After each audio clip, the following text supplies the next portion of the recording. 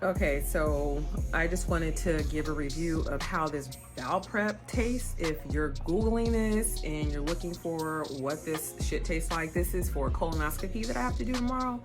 And it's called Suprep. Turn around this way because my information is prescribed by the doctor. This is what it looks like.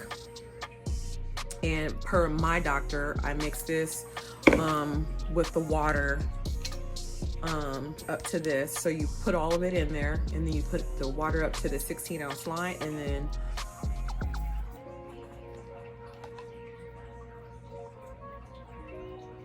oh my god, this is so fucking gross. It tastes like grape cough syrup with salt added.